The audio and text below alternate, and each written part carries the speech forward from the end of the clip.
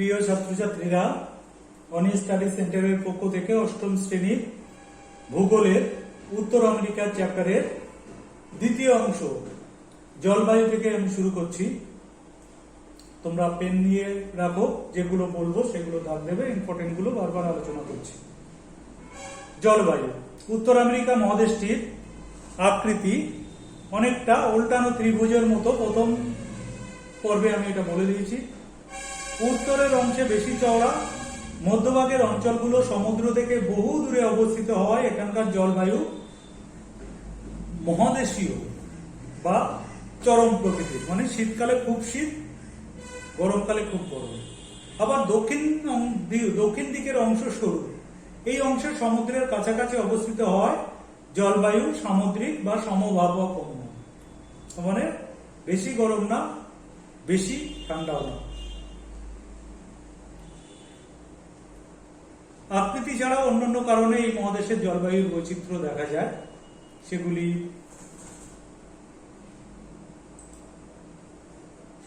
আলোচনা করছি। জলবায়ুর বৈচিত্র্যের কারণ খুব ইম্পর্টেন্ট, এই চারটি অংশ তো মুখস্থ করতেই হবে। অক্ষাংশগত অবস্থান, সমুদ্র স্রোত, বায়ু প্রবাহ আর পর্বতের অবস্থান। তা অক্ষাংশগত অবস্থান কি? উত্তর আমেরিকার বেশিরভাগ অংশই 30 ডিগ্রি থেকে 60 ডিগ্রি উত্তর অক্ষাংশের মধ্যে অবস্থিত হয়। মহাদেশটির অধিকাংশই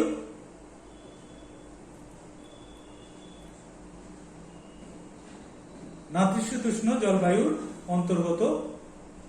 দক্ষিণে মেক্সিকোর উপর দিয়ে কর্কটক্রান্তি রেখা বিস্তৃত হওয়ায় মেক্সিকোর মধ্য আমেরিকা ও ক্যারিবিয়ান দ্বীপপুঞ্জের বিভিন্ন স্থানে ক্রান্তীয় জলবায়ু দেখা যায়। আবার মহাদেশটির উত্তর অক্ষাংশের সুমেরু বৃত্তের মধ্যে পড়ায় এই অঞ্চলে তুন্দ্রা শীতল মেরু জলবায়ু দেখা যায়। এটা হলো অক্ষাংশগত অবস্থান। এরপরে সমুদ্র স্রোত, মানে অক্ষাংশের উপরে নির্ভর করে কত ডিগ্রি অক্ষাংশ থেকে কত নিরক্ষরেখা থেকে পরপর যত দূরে যাবে তত ঠান্ডা অনুভূতি হবে, শীতের ভাগটা বেশি আসবে সেইভাবে। এবার সমুদ্র স্রোত, সমুদ্র স্রোত একটা ব্যাপক নির্ভর করে জলবায়ুর উপরে। শীতল ল্যাব্রাডর স্রোতের প্রভাবে উত্তর আমেরিকা মহাদেশে উত্তর পূর্ব উপকূল ভাগ বছরের বেশিরভাগ সময় বরফাবৃত থাকে। আবার শীতল ক্যালিফোর্নিয়া স্রোতের প্রভাবে মহাদেশটির দক্ষিণ পশ্চিম দিকে ক্যালিফোর্নিয়া উপকূল ভাগ বেশ ঠান্ডা থাকে।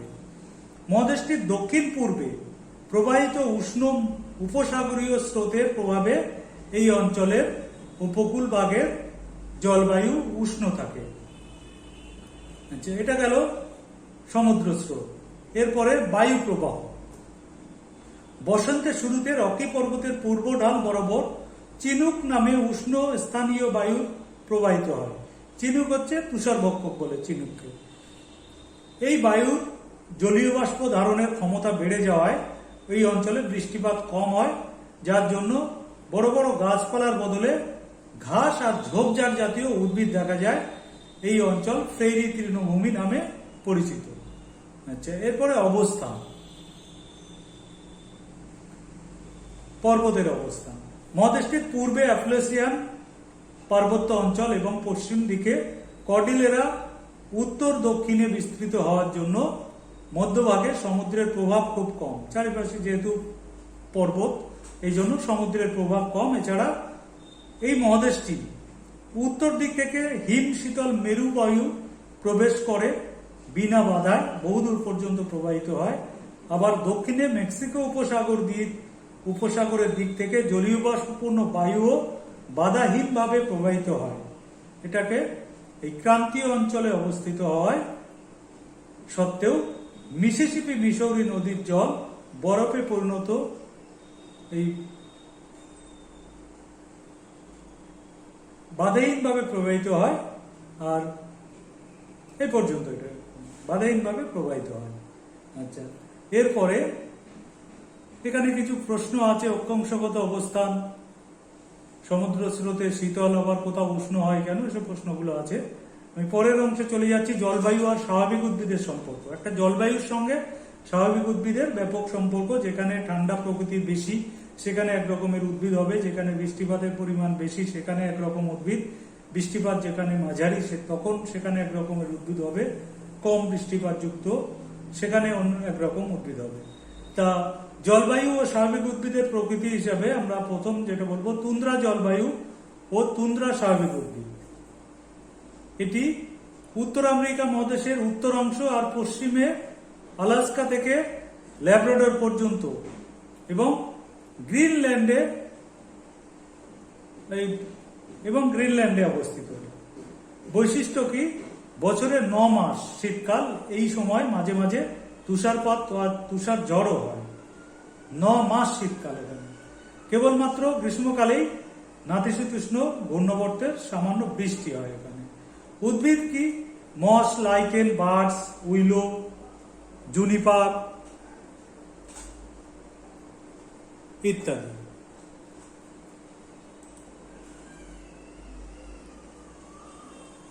বৈশিষ্ট্য কি? অধিকাংশ উদ্ভিদ শৈবাল ও গুল্ম জাতীয়। গ্রীষ্মকালে বরফমুক্ত অঞ্চলে বাহারি ফুলের গাছ দেখা যায়। বরফমুক্ত স্থানে বার্ডস, উইলো, জুনিপার প্রভৃতি গাছের ঝোপ দেখা যায়, এদেরকে ঝোপ তুন্দ্রা বলে। এবার দ্বিতীয় হচ্ছে তৈগা জলবায়ু এবং এখানে সরলবর্গীয় উদ্ভিদ। তুন্দ্রা অঞ্চলে দক্ষিণে কানাডার ব্রিটিশ কলম্বিয়া থেকে নিউ ফাউন্ডল্যান্ড পর্যন্ত। এখানকার বৈশিষ্ট্য কি? স্বল্পস্থায়ী গ্রীষ্মকাল, অল্প সময় গ্রীষ্মকাল থাকে, অল্প বৃষ্টিপাত হয়, শীতকালীন প্রবল তুষারপাত এই জলবায়ুর অন্যতম বৈশিষ্ট্য। উদ্ভিদ পাইন, ফার, স্প্রুস, লার্চ। স্বাভাবিক উদ্ভিদ হলো গাছগুলি শঙ্কু আকৃতির, কলার মোচার মাথার দিকে যেমন সেরকম, উপরটা সুচল হয় এবং গাঢ় সবুজ রঙের। সরলবর্গীয় গাছের কাঠ নরম হওয়ার জন্য একে নরম কাঠের অরণ্য বলা হয়। এই নরম কাঠের অরণ্য কাকে বলে? তৈগা সরলবর্গীয় অরণ্যকে বলে। এই অঞ্চল থেকেই পৃথিবীর সর্বাধিক নরম কাঠ আহরণ করা হয়। পৃথিবীর সব থেকে বেশি নরম কাঠ এখান থেকেই সংগ্রহ করা হয়। লরেন্সীয় জলবায়ু নাতিশীতোষ্ণ মিশ্র অরণ্য। এখানকার সরলবর্গীয় অরণ্য অঞ্চলে দক্ষিণ পূর্বে উত্তরে হ্রদ অঞ্চল থেকে শুরু করে সমগ্র পূর্বে উচ্চভূমি অঞ্চল। গ্রীষ্মকালে জলবায়ু মৃদু, কিন্তু দক্ষিণাংশে যথেষ্ট উষ্ণ। দক্ষিণ পশ্চিমা বায়ু প্রভাবে সারা বছরই বৃষ্টিপাত হয়। এখানকার স্বাভাবিক উদ্ভিদ ওক, ম্যাপল, এলম, অ্যাশ প্রভৃতি পর্ণমোচী উদ্ভিদ। তাহলে পর্ণমোচী উদ্ভিদ যদি মাল্টিপল পড়ে এগুলো মুখস্থ রাখবে। এই প্রভৃতি পর্ণমোচী উদ্ভিদ এবং পাইন, ফার জাতীয় সরলবর্গীয়। তাহলে এই পাইন, ফার এগুলো সরলবর্গীয় উদ্ভিদ। এই অঞ্চলে যেহেতু দুরকম উদ্ভিদ, পর্ণমোচী এবং সরলবর্গীয় উদ্ভিদ দেখা যায়, তাই একে মিশ্র অরণ্য বলা হয়। কাকে? এই লরেন্সীয় জলবায়ু মিশ্র অরণ্যকে মিশ্র অরণ্য বলে। লরেন্সীয় জলবায়ুর যে অরণ্য।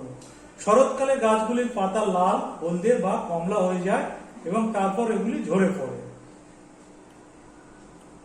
এখানে সেই জন্য শরৎকালকে এখানে ফল বলে, এটা মনে রাখবে। আচ্ছা, এরপরে শীতল নাতিশীতোষ্ণ মহাদেশীয় জলবায়ু। বৈশিষ্ট্য পড়ার দরকার নেই, শুধু স্বাভাবিক উদ্ভিদ মনে করবে। আলফা ঘাস রাখি, চাপড়া, শীষ প্রভৃতি তৃণজাতীয় উদ্ভিদ। প্রধান স্বাভাবিক উদ্ভিদ যেহেতু তৃণ, তবে বেশি জল পাওয়া যায় বলে এখানে বাঁশ, উইলো গাছ দেখা যায়। পশ্চিম দিকে পূর্বের বৃষ্টিপাতের পরিমাণ ক্রমশ বেড়ে যাওয়ায় তৃণের দৈর্ঘ্য বাড়তে থাকে। মানে গাছগুলো, এই আলফা ঘাস টাছগুলো অনেক লম্বা লম্বা, পশুপালনে খুব কাজে লাগে। এরপরে ক্রান্তীয় আর্দ্র জলবায়ু আর ক্রান্তীয় আর্দ্র অরণ্য। এটা শুধু এখানে একটু বৈশিষ্ট্যটা নিরক্ষীয় জলবায়ুর মতো সারা বছরই বৃষ্টিপাত হয়, তাই এই জলবায়ু উষ্ণ আর্দ্র, মাঝে মাঝে ক্রান্তীয় ঘূর্ণবর্ত মানে হারিকেন ঝড় হয়। এখানে হারিকেন ঝড় প্রাদুর্ভাব দেখা যায়। মেহগনি গাছ, পাম গাছ, আবলুস গাছ, রবার, কোকো প্রভৃতি চিরহরিৎ বৃক্ষ উদ্ভিদ দেখা যায়। বিভিন্ন প্রজাতির গাছ অত্যন্ত ঘনভাবে জন্মায়। গাছগুলির পাতা একত্রে মিশে গিয়ে বৃহৎ চাঁদোয়া তৈরি করেছে, একটা ছাউনির মতো করা, যেখানে নিচে রৌদ্র আসে না। এই চিরসবুজ গাছগুলির কাঠ অত্যন্ত শক্ত প্রকৃতির হয়। গাছগুলি খরা প্রতিরোধী হওয়ায় উষ্ণ শুষ্ক গ্রীষ্মকালে এরা ভালোভাবে বেঁচে থাকে। এটা আর ভূমধ্যসাগরীয় জলবায়ু খুব ইম্পর্টেন্ট। এটা জলবায়ুর বৈশিষ্ট্য, সারা বছরই রোদ জলমূলে সমভাবাপন্ন জলবায়ু থাকে। দক্ষিণ পশ্চিমী আর পশ্চিমা বায়ু প্রভাবে শীতকালে বৃষ্টিপাত হয়, তবে গ্রীষ্মকাল শুষ্ক থাকে। এই একটা ভূমধ্যসাগরীয় জলবায়ুর বৈশিষ্ট্য, শীতকালে বৃষ্টিপাত হওয়া। উদ্ভিদ অলিভ, জলপাই এই ধরনের তেল তৈরি হয়। জলপাই থাকলেই ধরে নেওয়া যেতে পারে সেখানে ভূমধ্যসাগরীয় জলবায়ু অবস্থান করছে। অলিভ, জলপাই, কর্ক, ওক, উইলো এবং আঙুর, কমলালেবু প্রভৃতি ফলের গাছ এখানে জন্মায়। বৈশিষ্ট্যকে গাছগুলির পাতা, কাণ্ড পুরু মোম জাতীয় আবরণে ঢাকা। গ্রীষ্মকাল শুষ্ক হওয়ায় গাছের শিকড় বহুদূর পর্যন্ত বিস্তৃত হয়। উষ্ণ মরু, হ্যাঁ এই একটা ইম্পর্টেন্ট। মরু অঞ্চলের বৈশিষ্ট্য থাকবে গরম, গ্রীষ্মকালে গরম থাকবে, শুষ্ক থাকবে। অত্যন্ত অল্প বৃষ্টিপাতের জন্য মরুভূমির সৃষ্টি হয়েছে এখানে। গাছ হচ্ছে অ্যাকাশিয়া, বাবলা, ফণিমনসা, জসুয়া প্রভৃতি। কাঁটা জাতীয়, মরুভূমি অঞ্চলে কাঁটা জাতীয় গাছ জন্মাবে। আচ্ছা, স্বাভাবিক উদ্ভিদের বৈশিষ্ট্য, বৃষ্টিপাতের অভাবে অধিকাংশ গাছই ঝোপ গুল্ম জাতীয় হয়। অত্যন্ত শুষ্ক জলবায়ুর সঙ্গে অভিযোজিত হওয়ার জন্য এদের মূল সুদীর্ঘ হয়। শুষ্ক ঋতুতে পাতাগুলি কাঁটায় পরিণত হয় যাতে বাষ্প কম হয়। আচ্ছা, বনভূমির এখানে চিত্র ম্যাপে লাগে। তৈগা জলবায়ু অরণ্য অঞ্চল, এই সবুজ অংশ। নাতিশীতোষ্ণ মহাদেশীয় জলবায়ু, নাতিশীতোষ্ণ তৃণভূমি, গাঢ় সবুজ। লরেন্সীয় জলবায়ু, দেখো ওই কালারটা। উষ্ণ মরু জলবায়ু। ভূমধ্যসাগরীয় জলবায়ু এইটুকু, ভূমধ্যসাগরীয় উপকূলে। তুন্দ্রা জলবায়ু অঞ্চল এখানটায়, এগুলো লাগবে। এরপরে প্রেইরি সমভূমি, তৃণভূমি। আমেরিকা মহাদেশের মধ্যভাগের সমভূমি অঞ্চলের বিস্তীর্ণ এলাকা জুড়ে এই তৃণভূমি গঠিত অবস্থান করছে। বসন্তকালে বরফ গলে যাওয়া এই তৃণভূমির বিস্তীর্ণ তৃণক্ষেত্রে হে, ক্লোভা, আলফা আলফা তৃণ ও ভুট্টা জন্মায়। তাই এই তৃণভূমি পশুচারণ ক্ষেত্র হিসেবে বিখ্যাত। এখানে পশুচারণ করা হয়। পশুজাত দ্রব্য যেমন দুধ, দুগ্ধজাত দ্রব্য সংরক্ষণের জন্য এখানে উন্নত মানের হিমাগার গড়ে উঠেছে, হিমঘর। এই কারণে এই অঞ্চলে দুগ্ধ শিল্পে উন্নত। সমগ্র প্রেইরি অঞ্চল জুড়ে প্রচুর পরিমাণে গম উৎপন্ন হয়। এই অঞ্চলের উত্তরাংশে উষ্ণ চিনুক বায়ুর প্রভাবে বরফ গলে গলে শীতের শেষে বসন্তকালে গম চাষ করা হয়। এই অংশ বসন্তকালীন গম বলয় নামে পরিচিত। এখানকার ডাকোটা রাজ্যে আমেরিকা যুক্তরাষ্ট্রের মধ্যে সর্বাধিক গম উৎপন্ন হয়। বসন্তকালীন গম বলয়ের দক্ষিণে শীতকালে গম চাষ করা হয়। সমগ্র অঞ্চলটিতে বিভিন্ন ঋতুতে প্রচুর পরিমাণে গম উৎপন্ন হয় বলে এই অঞ্চলের আর এক নাম পৃথিবীর রুটির ঝুড়ি, খুব important, bread basket of the world. উত্তর আমেরিকার হ্রদ অঞ্চল। উত্তর আমেরিকা মহাদেশের পূর্বাংশে সুপিরিয়র, মিশিগান, হুরন, ইরি ও অন্টারিও এই 5টি হ্রদের তীরবর্তী অঞ্চল হ্রদ অঞ্চল নামে পরিচিত। এখানকার দ্রাঘিমা গতভাবে 41 ডিগ্রি উত্তর থেকে 50 ডিগ্রি উত্তর অক্ষাংশ এবং 75 ডিগ্রি পশ্চিম থেকে 93 ডিগ্রি পশ্চিম দ্রাঘিমাংশের মধ্যে এই অঞ্চলটি অবস্থিত।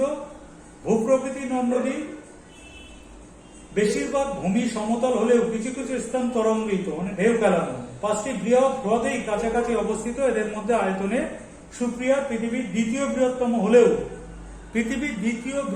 হলো সুপ্রিয়া, কিন্তু পৃথিবীর বৃহত্তম স্বাদু জলের হ্রদ, পান করা যায় তাকে স্বাদু জল বলা হয়। এই অঞ্চলে Saint Lawrence, Mississippi, Missouri, Ohio হলো উল্লেখযোগ্য নদ-নদী। এদের মধ্যে সেন্ট লরেন্স নদী 5টি হ্রদকে যুক্ত করেছে। এই নদীর উপরেই ইরি ও অন্টারিও হ্রদের মাঝে পৃথিবী বিখ্যাত নায়াগ্রা জলপ্রপাতের সৃষ্টি হয়েছে। তাহলে নদীটির নাম কি? সেন্ট লরেন্স নদীতে অবস্থিত নায়াগ্রা জলপ্রপাত, আর ইরি ও অন্টারিও হ্রদের মাঝে অবস্থিত নায়াগ্রা জলপ্রপাত। দুরকম ভাবে প্রশ্ন আসলে গোলমাল যেন না হয়। হ্রদ অঞ্চল এখানে দেখানো হচ্ছে Michigan, Chicago, Gary, Huron, Ontario, Erie, এগুলো বাফেলো। পরবর্তীকালে এগুলো দেখে নাও, পরবর্তীকালে পড়াচ্ছি। Akron, Pittsburgh, Columbus, Detroit, Duluth, এগুলো। এই যে সুপিরিয়র, এখানে সুপিরিয়র হ্রদ, সাধু জলের হ্রদ। হ্রদ সৃষ্টির কথা খুব ইম্পর্টেন্ট না, এটা আমি আর বললাম না। জলবায়ু ও স্বাভাবিক উদ্ভিদ। এখানকার জলবায়ু শীতল নাতিশীতোষ্ণ প্রকৃতির, মানে না অতি শীত না অতি উষ্ণ।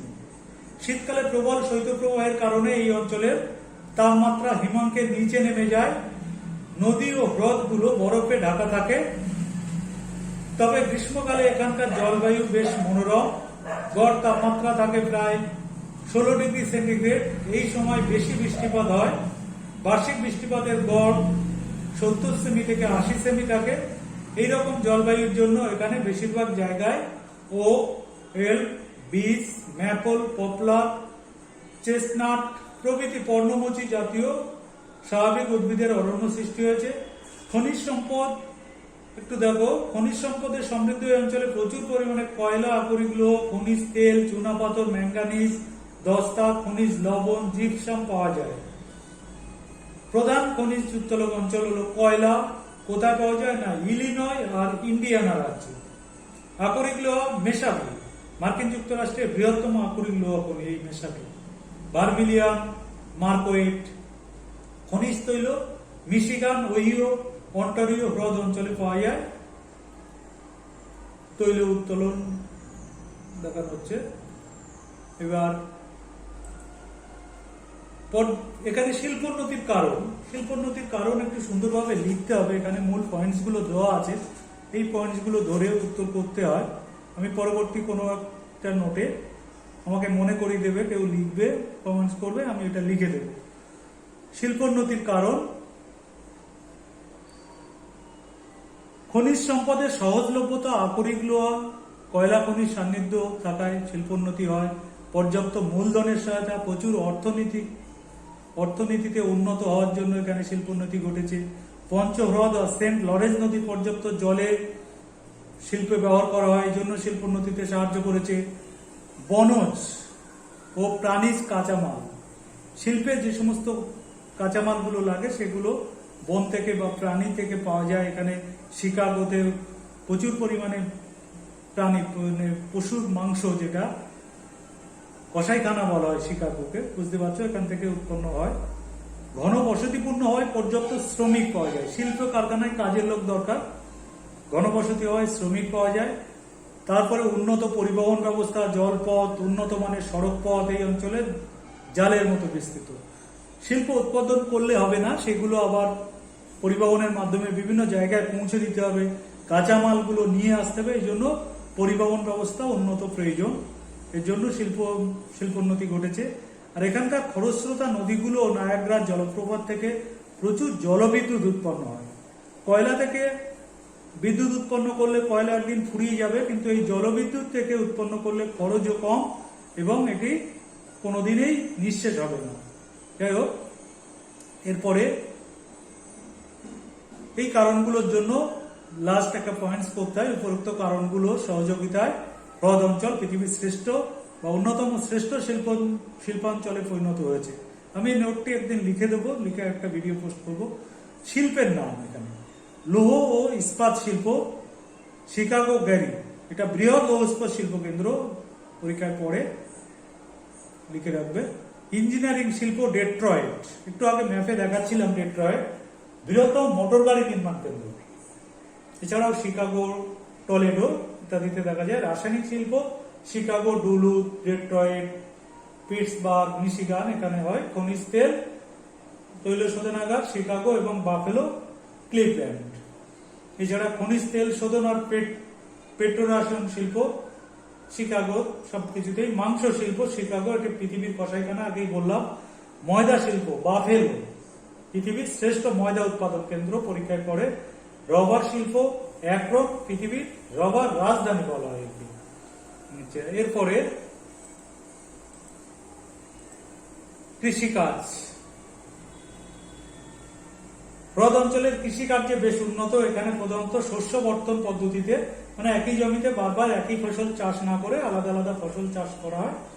এখানকার উৎপন্ন ফসলগুলি হলো ভুট্টা, যব, গম, ওট, রাই, বিট এছাড়া হ্রদ অঞ্চলের তীরবর্তী ঢালু জমিতে আঙুর, আপেল, পিচ প্রভৃতি ফলের চাষ হয়। পিচ এটা রাস্তার পিচ না, কিন্তু এটা একটি ফল। হ্রদ অঞ্চলের দক্ষিণ দিকের বিখ্যাত ভুট্টা বলয়ে পশুখাদ্য হিসেবে ভুট্টা চাষ করা হয়। ভুট্টা বলয়ের উত্তর অংশে তৃণভূমিতে হে, ক্লেভার প্রভৃতি ঘাস পশুখাদ্য হিসেবে চাষ করা হয়। অঞ্চলটিতে মধ্যভাগে উচ্চভূমি পৃথিবীর সর্বাধিক ভুট্টা উৎপাদক অঞ্চল হিসেবে পরিচিত। এগুলির মধ্যে ভুট্টা উৎপাদনে এই অঞ্চল বিশ্বে প্রথম স্থান অধিকার করেছে। আচ্ছা, এই ভুট্টা বলয়ের অধিক উত্তরাংশ বিশেষত পশু খাদ্যের জন্য বিভিন্ন ধরনের ঘাস চাষ করা হয়। এখানে ছবিতে একটু দেখানো হলো। এরপরে কৃষির উন্নতি। বিস্তীর্ণ তরঙ্গায়িত সমতল ভূমি দরকার কৃষির জন্য। নাতিশীতোষ্ণ ও আর্দ্র জলবায়ুর কারণে পরিমিত বৃষ্টিপাত আর উষ্ণতা, বেশি শীত, বেশি বৃষ্টি, বেশি গরম পড়লে হয় না, সেজন্য নাতিশীতোষ্ণ, না অতি শীত না অতি উষ্ণ আর্দ্র জলবায়ুর জন্য এখানে কৃষির উন্নতির কারণ হয়েছে উর্বর চার্নেজ মৃত্তিকা। মাটি ভালো না হলে চাষবাস হবে না, জানো। ঘনবসতির জন্য কৃষি ফসলের ব্যাপক চাহিদা। এই ঘনবসতি বেশি হওয়ার জন্য দেখো যে কোনো কাজের জন্য শ্রমিক পাওয়া যায়, আবার ঘনবসতি বেশি হওয়ার জন্য চাহিদাও ব্যাপক থাকে। হ্রদগুলি থেকে জল সেচের পর্যাপ্ত জল। কৃষির জন্য জল একটা অপরিহার্য। এখানে হ্রদগুলি থেকে 5টি হ্রদ থেকে জল পাওয়া যায়। শস্য বর্তন পদ্ধতি প্রয়োগ করা হয়, যার জন্য এটা চাষের ক্ষেত্রে বিরাট উপকারী। যারা চাষবাসের সঙ্গে যুক্ত তারা জানো। আর আধুনিক পদ্ধতিতে কৃষিকাজের সুযোগ। আদিম পদ্ধতিতে না করে আধুনিক যন্ত্রপাতির সাহায্যে কৃষিকাজ করলে সহজেই করা যায় এবং প্রচুর পরিমাণে ফসল উৎপন্ন হয়। পশুপালন, যেহেতু আগেই বলেছি যে প্রচুর পরিমাণে ঘাস এখানে হয়, এই জন্য এখানে পশুপালন বিখ্যাত। দুধ এবং দুগ্ধজাত দ্রব্য, মাংস সরবরাহ করার জন্য এখানে উন্নত পদ্ধতিতে গবাদি পশু আর শূকর প্রতিপালন করা হয়। হ্রদ অঞ্চলে অধিক দুগ্ধ প্রদানকারী জার্সি গরু ও কোনো কোনো স্থানে মেষও পালন করা হয়। এই মেষ কথার অর্থ কিন্তু ভেড়া। এছাড়া হাঁস মুরগি প্রতিপালন করার জন্য পোল্ট্রি ফার্ম গড়ে উঠেছে। সব মিলিয়ে এই অঞ্চলে পশুপালনে পৃথিবীর একটি অন্যতম প্রধান অঞ্চলে পরিণত হয়েছে। গবাদি পশুপালন আর দুগ্ধজাত দ্রব্য উৎপাদনের খ্যাতির জন্য মিচিগান আর সুপ্রিয়ার হ্রদ সংলগ্ন উইসকনসিন প্রদেশকে ডেয়ারি রাজ্য বলা হয়। এটা মনে রাখবে, ডেয়ারি রাজ্য কাকে কেন বলে। আবার বলছি, গবাদি পশু পালন আর দুগ্ধজাত দ্রব্য উৎপাদনের খ্যাতির জন্য মিচিগান ও সুপ্রিয়র হ্রদ সংলগ্ন উইসকনসিন প্রদেশকে ডেয়ারি রাজ্য বলে। মিচিগান হ্রদের তীরে অবস্থিত শিকাগো শহর মাংস উৎপাদন ও সংরক্ষণের কেন্দ্র হিসেবে বিখ্যাত। এই কারণে শিকাগো শহরকে পৃথিবীর কসাইখানা বলা হয়। এখানে যে কারণে পশুপালনের উন্নতি ঘটেছে এই পশুপালন, কৃষির উন্নতি আর শিল্পের উন্নতি আমি নোট আকারে পরবর্তী ভিডিওতে দিয়ে দেবো। পশুপালনের উন্নতি ঘটেছে কারণ প্রচুর পরিমাণে ভুট্টা, হে, ক্লোভার ইত্যাদি ঘাস জন্মায়, যা পশু খাদ্যের যোগান দেয়। আর পর্যাপ্ত জল পশুদের প্রয়োজনীয় জলের চাহিদা মেটায়। বিস্তীর্ণ সমভূমি অঞ্চলে পশুদের অবাধ বিচরণের সুবিধা হয়। এই অঞ্চলে শীতল জলবায়ুর জন্য দুধ আর দুগ্ধজাত দ্রব্য, মাংস পচনশীল উৎপাদনের সহজে সংরক্ষণ। যেহেতু শীতল জলবায়ু সহজে নষ্ট হয় না, সেই কথা বলা হয়েছে। কানাডা শিল। উত্তর আমেরিকার উত্তর পূর্বাংশে যে প্রাচীন শিলাগঠিত ক্ষয়প্রাপ্ত মালভূমি অবস্থান করছে তাকে কানাডিয়ান শিল্ড অঞ্চল বলা হয়। কানাডিয়ান শিল্ডের উত্তর অংশে হাডসন উপসাগরকে বেষ্টন করে প্রায় ভি আকারে কানাডিয়ান শিল্ড অঞ্চলটি বিস্তৃত। একটা ছোট প্রশ্ন, কানাডিয়ান শিল্ডের আকৃতি কেমন? ভি আকৃতি। পৃথিবীতে 11টি শিল্ড অঞ্চল আছে, পরীক্ষায় পড়ে। এর মধ্যে কানাডিয়ান শিল্ড অঞ্চলটি বৃহত্তম। পৃথিবীর বৃহত্তম শিল্ড অঞ্চল কানাডিয়ান শিল্ড, মনে রেখো। শিল কথার অর্থ মনে রাখবে শক্ত পাথরে তরঙ্গায়িত প্রাচীন ভূখণ্ড, ঢেউ খেলানো ভূখণ্ড, শক্ত পাথরে। কানাডিয়ান শিল্ডের অপর নাম লরেন্সীয় মালভূমি, এটা পরীক্ষায় পড়ে। ভূপ্রকৃতি, নদ-নদী। পৃথিবীর প্রাচীনতম ভূখণ্ডের অন্তর্গত গ্রানাইট আর নিজ শিলা দিয়ে গঠিত এই অঞ্চলে শক্ত পাথরের মতো এই অঞ্চলটি বর্তমানে ক্ষয়প্রাপ্ত মালভূমিতে পরিণত হয়েছে। এখানে কোনো কোনো অংশে ক্ষয়কার্যের ফলে অবনমিত হয়ে হ্রদের সৃষ্টি হয়েছে, যেমন গ্রেট বিয়ার, গ্রেট স্লেভ, আথাবাস্কা ইত্যাদি। এই অঞ্চলটি ভূমির ঢাল দক্ষিণ থেকে উত্তরে। এটা প্রশ্ন পড়তে পারে, ভূমির ঢাল কোন দিকে? দক্ষিণ থেকে উত্তরে। সেই জন্য নদীগুলো দক্ষিণ থেকে উত্তর দিকে প্রবাহিত হয়ে হাডসন উপসাগরে গিয়ে পড়েছে। এখানকার নদীগুলোর নাম ম্যাকেঞ্জি, চার্চিল, নেলসন। নদীগুলো এই অঞ্চলের পাশাপাশি সৃষ্টি হয় বহু হ্রদকে যুক্ত করেছে। জলবায়ু আর স্বাভাবিক উদ্ভিদ। শিল্ড অঞ্চলের উত্তর অংশটি অতি শীতল তুন্দ্রা জলবায়ুর অন্তর্গত। বছরে প্রায় 7 মাস তাপমাত্রা হিমাঙ্কের নিচে থাকে। এই সময় অঞ্চলটি বরফাচ্ছন্ন থাকার জন্য কাজকর্ম করা, যাতায়াত অসম্ভব হয়ে ওঠে। তাই এখানে গ্রীষ্মকাল খুবই ক্ষণস্থায়ী, অল্প দিন থাকে, খুব বেশি বাড়েও না, প্রায় 10 ডিগ্রি সেন্টিগ্রেড থাকে তাপমাত্রা। বৃষ্টিপাত খুব কম হয়, অধিকাংশ গ্রীষ্মকালে মোট বৃষ্টিপাতের পরিমাণ বছরে 40 সেমির কম, মানে খুবই কম। শিল্ড অঞ্চলের উত্তরে এরূপ জলবায়ুর জন্য এখানে শৈবাল, গুল্ম আর ঔষধি গাছ ছাড়া বড় কোনো গাছ জন্মাতে পারে না। খুব একটা লাগবে না, এখানে গাছের নাম মনে রাখবে, পাইন, ফার, বার্স, ম্যাপল প্রভৃতি এগুলো লাগবে। আর এখানে সেরকম লাগবে না। কানাডার সীমাটা একটু লাগবে, কানাডা নয়, সরি, কানাডা শিল্ড অঞ্চলের পূর্বে ল্যাব্রাডর